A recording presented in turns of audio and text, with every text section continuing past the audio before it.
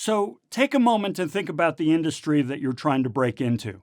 How did the industry come about? And who are the major players? Who are the competitors? What does it take to be truly successful in this industry? What are the laws, rules, and regulations that the industry has to abide by? What are the challenges that this industry is facing? And what disruptive technologies are threatening it today? Understanding things like this is what we call industry acumen. And trust me, if you're going to break into a new industry, understanding industry and business acumen is an absolute must. Greetings, my friend. We are all interested in the future, for that is where you and I are going to spend the rest of our lives. And remember, my friend, future events such as these will affect you in the future. Industry acumen is a deep and applicable understanding of the environment and the systems affecting a given industry. It's also an understanding of kind of the language and lingo that this industry uses when doing business. Let's start with the knowledge and understanding you'll need in order to be successful in this industry. After all, if you're going to break into this new industry, you need to understand how it works in the larger environment. Now, this includes understanding both the present as well as the past of a given industry. You can't really understand how we do things in the present or why we do the things we do unless you understand the conditions that brought these practices into place. This is what really separates street smarts from book smarts.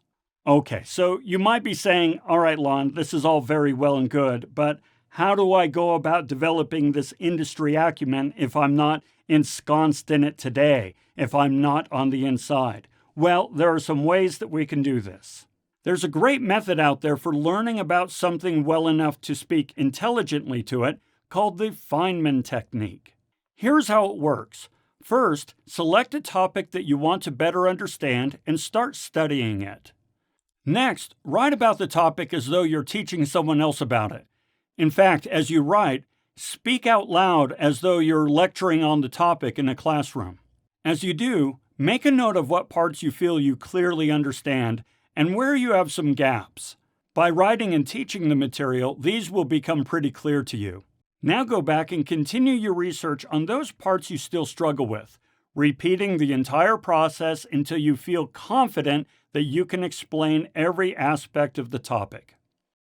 Now, of course, you don't have to stop there. Once you feel you can really discuss that topic for, say, 15 minutes, try to find ways to shorten your explanation. Can you do it in 10 minutes? Can you add some charts and diagrams or illustrations to help you communicate your knowledge on the topic?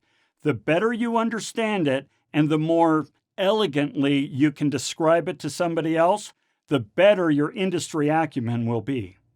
Okay, so that's knowledge and understanding. But the second part of industry acumen is lingo, the language, the verbiage that the industry uses. Every industry has its own language, and you need to learn the lingo of your new industry. Now, this isn't just so you can understand things and so forth. Language is a powerful thing. It is really the glue that binds us. And so when you use the right language when communicating with others, you're signaling that you're on the inside, that you're a member of their tribe, and that you are somebody that they can confide in and trust in. Ultimately, it tells them you're an expert, and you should be treated as such. This is important when you're trying to break in for the first time. And in the same way, if you don't really have a good sort of natural grasp of the industry language, it's going to come back to bite you.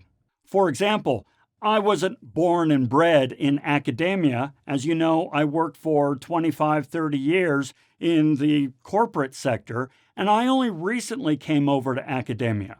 And so one time I was a member of this committee that was putting together sort of the rules of the road, if you would, for this new Gen Ed designation. And as we were going through the Gen Ed sort of requirements, learning objectives, syllabus requirements, things like that, this term kept popping up, artifact. It was everywhere. It was artifact this and artifact that, and the student artifact must demonstrate the following, and the student artifact should exhibit this, that, and the other. And the whole time I was like, what? Now, eventually I was able to suss out that an artifact is anything that demonstrates competence on the part of the student. This means that a paper is an artifact, a test result is an artifact, a report, a project, you name it. Anything that the student uses to demonstrate to the professor that he or she has some competence on the subject of the class. Well, I sort of thought, you know what, this is a little overly pedantic. And so I recommended to the committee that we replace the word artifact with something that's a little bit more natural language, a term that most faculty will be familiar with. After all, I said, who knows what an artifact is?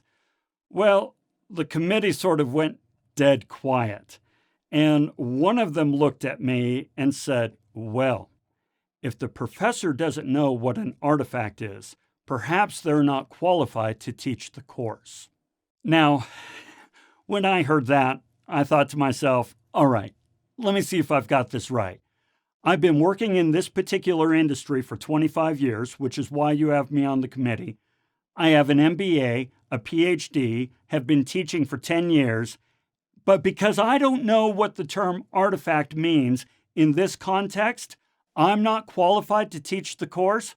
Now, my little rant there notwithstanding, it really helps show what I'm talking about. Your understanding of the industry-specific jargon can mean all the difference between inclusion and exclusion.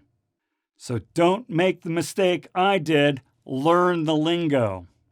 All right, so you know what you need to do. Go off and become an industry acumen expert. Research it, study it, teach it, write about it, recite it. And for the love of all that's holy, learn the lingo. All right? And until we hook up next, have a fantastic day. This is an artifact. These are artifacts.